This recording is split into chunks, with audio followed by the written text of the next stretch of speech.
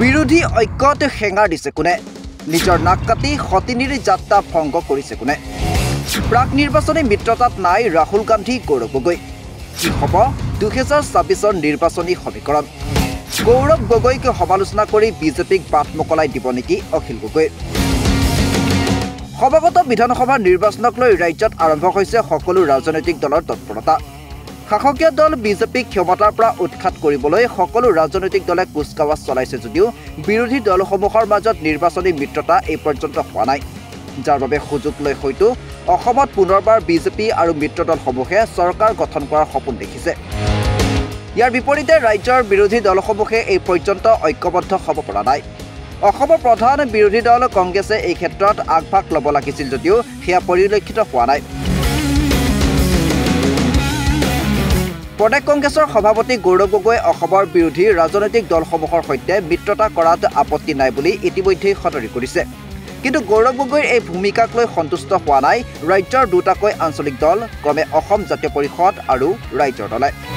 বিশেষকৈ ৰাইজৰ দলৰ সভাপতি অখিল গগৈ এই ক্ষেত্ৰত কংগ্ৰেছক মুকলিকৈ সমালোচনা কৰিছে নিৰ্বাচনী মিত্ৰতাৰ বাবে বাৰে বাৰে আহ্বান জনাই অহা অখিল গগৈক কোনো গুৰুত্ব দিয়া নাই কংগ্ৰেছে যাৰ ফলত অসমত বিৰোধী দলৰ মিত্ৰতা হ'বনে নহয় তাক লৈ চলিছে সৰব চৰ্চা জানিব পৰা মতে কংগ্ৰেছৰ সৰ্বভাৰতীয় নেতা তথা বিৰোধী দলপতি ৰাহুল গান্ধীয়ে অসমত প্ৰাক নিৰ্বাচনী মিত্ৰতা বিচৰা নাই ৰাহুল গান্ধীৰ মতে বিজেপিৰ বিৰুদ্ধে যাৰ যিমান শক্তি আছে সেয়া নিৰ্বাচনত প্ৰতিপন্ন কৰক আনহাতে ৰাহুল গান্ধীৰ মতকে সমৰ্থন কৰি প্ৰদেশ কংগ্ৰেছৰ সভাপতি গৌৰৱ গগৈয়েও অসমত বিজেপি বিৰোধী দলসমূহক শক্তিশালী হোৱাৰ আহ্বান জনাইছে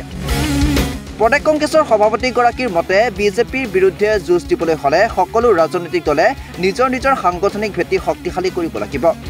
কিন্তু ৰাইজক দেখাই বিৰোধী ঐক্য বিচৰা একাংশ নেতাই অতি গোপনে মুখ্যমন্ত্ৰী আৰু বিজেপিৰ সৈতেও বুজাবুজি কৰি অহাটো কোনোপধ্যেই সমৰ্থনযোগ্য নহয় বুলি স্পষ্ট কৰি দিছে গৌৰৱ গগৈ তদুপৰি ৰাইজৰ দলৰ সভাপতি অখিল গগৈ কেতিয়া কি স্থিতি লয় সেয়া স্পষ্ট নহয় বুলিও মন্তব্য কৰিছে গৌৰৱ গগৈ মইতো সদায় কওঁ তেওঁ কোনদিনা কি কথা কয় এদিন মিত্ৰতা কথা ক'ব এদিন কিবা বেলেগ কথা ক'ব আজি মানে অখিল গগৈ ডাঙৰীয়া ABCDEF মানে ভাৰ্জন আছে আমাৰ কথাখিনি অটল আমাৰ কথাখিনি স্পষ্ট আজি আমি অখিল গগৈ ভাৰ্জন 3.0 বা 4.0 চাই আছো কাইলে কোনটো চাওঁ কাইলে আকৌ তেওঁ আগৰ স্থিতিত নাহে পৰহি কোন স্থিতিলৈ যায় কোনো ক'ব নোৱাৰে আমি বাৰম্বাৰ কৈছো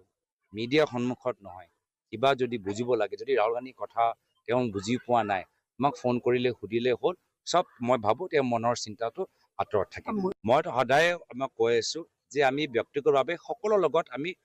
কথা আমি পাতি আছো যাৰ ফলত যে কোনোৱে যে ভুল নুবুজে আমি যিখিনি কথা অলপ 10 দিন আগতে গুৱাহাটীত আমাৰ মাছখোৱাত ক'লো তাৰ পৰা আমাৰ স্থিতিটো কিয় আমাৰ সলনি হ'ব যি কথা আমি মাছখোৱাত নাগৰিক মঞ্চত ক'লো আমাৰ স্থিতি একে কিন্তু গৌৰৱ গগৈৰ এই মন্তব্যৰ বিপৰীতে অখিল গগৈ সংবাদমেল যোগে মুকলিকৈ সমালোচনা কৰিছে গৌৰৱ গগৈক কংগ্ৰেছ দলে কেৱল আৰু কেৱল নিজৰ দলৰ কথা চাই থাকে অকল নিজৰ দলৰ দলীয় স্বাৰ্থৰ কথা চাই থাকে এই এলায়েন্সটোক যি ধৰণে মাৰ দিব খুজিছে আৰু এলায়েন্সৰ পাৰ্টনাৰবিলাকক যি ধৰণে তাচ্ছিল্য কৰি আছে বিশেষভাৱে গৌৰৱ গগৈ আৰু দেৱব্ৰত শইকীয়া ডাঙৰীয়াই ইয়াৰ ফলাফল নিশ্চয় ভাল নহ'ব আৰু যিদিনা ধৈৰ্যচ্যুতি ঘটিব আৰু যিদিনা আমাৰ দলে সিদ্ধান্ত ল'ব তাৰ পাছত কিন্তু আমি বেক কৰিব নোৱাৰিম আৰু মিত্ৰতাৰ পক্ষত থকা মানুহৰ বিৰুদ্ধে গৌৰৱ গগৈ যেনেকুৱা ধৰণৰ বক্তব্য ৰাখি আছে তেখেতৰ যিটো বডি লেংগুৱেজ বুদ্ধিজীৱীৰ অভিৱৰ্তনতে হওক বা আমি সাক্ষাৎ কৰোঁতেই হওক আৰু তেখেতে যি ধৰণে কৈ আছে যে আমি ফোন কৰি তেওঁক ক'ব লাগে তেওঁ কি ফোন কৰিব নোৱাৰে নেকি আমি ফোন কৰিলে তেওঁ কিয় ফোনটো নধৰে ফোন কৰিছিলোঁ আপোনালোকে সকলোৱে জানে পঞ্চায়ত ইলেকশ্যনৰ সময়ত তেওঁ ধৰা নাই আৰু যিজন মানুহে ফোন নধৰে তেওঁলৈ কোনে বাৰে বাৰে ফোন কৰি থাকিব তেওঁ যিটো কথা কৈছে এইটো ফোন কৰি আমি কথা পতা কথা নহয়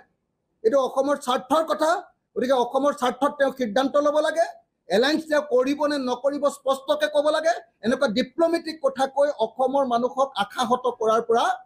তেওঁ আঁতৰি থাকিব লাগে আৰু তেখেতক মুখ্যমন্ত্ৰী পাতিবৰ কাৰণে বা মুখ্যমন্ত্ৰী পাতিবৰ কাৰণে আমি এই কাম কৰা নাই তেখেতেও সেইটো জানি লোৱা দৰকাৰ এই কাম কৰিছোঁ জাতীয় স্বাৰ্থত আৰু জাতীয় স্বাৰ্থত এই কাম কৰিবলৈ যাওঁতে তেখেতে বাৰম্বাৰ এনেকৈ ৰাইজৰ দলক যি ধৰণে আৰু ৰাইজৰ দলৰ সভাপতিক যি ধৰণে তাচ্ছিল্যসূচক বক্তব্য প্ৰকাশ কৰি আছে ইনচাল্টিং বাক্য প্ৰকাশ কৰি আছে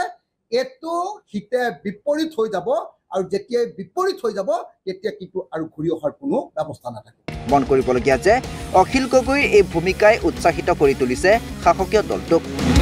গৌৰৱ গগৈৰ বিৰুদ্ধে অখিল গগৈ তোলা অভিযোগ এতিয়া হাথিয়াৰ হৈ পৰিছে বিজেপিৰ বাবে বিৰোধী শিবিৰৰ মাজত ভাঙোন আনিবলৈ অহৰহ চেষ্টা চলাই অহা বিজেপিৰ বাবে পথ সুগম কৰি দিছে অখিল গগৈ যাৰ বাবে বিধায়ক অখিল গগৈৰ শেহতীয়া ভূমিকাৰ আঁৰত মুখ্যমন্ত্ৰী হিমন্ত বিশ্ব শৰ্মাৰ আশীৰ্বাদ আছে বুলিও চৰ্চিত হৈছে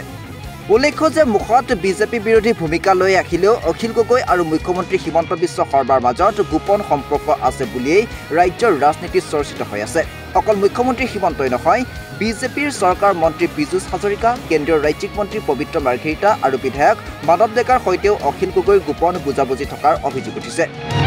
কংগ্ৰেছৰ সূত্ৰ এটাই সদৰি কৰা মতে অখিল গগৈৰ বিৰুদ্ধে উত্থাপিত হোৱা এনে অভিযোগসমূহৰ বিষয়ে অৱগত হৈছে কংগ্ৰেছৰ শীৰ্ষ নেতৃত্ব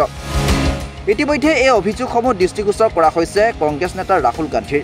যাৰ বাবেই হয়তো অখিল গগৈক আস্থাত ল'ব বিচৰা নাই প্ৰদেশ কংগ্ৰেছৰ সভাপতি গৌৰৱ গগৈ অৱশ্যে সমাগত নিৰ্বাচনত অখিল গগৈৰ সৈতে দুই এখন আসনত বুজাবুজি কৰাৰ ইংগিত দিছে গৌৰৱ গগৈ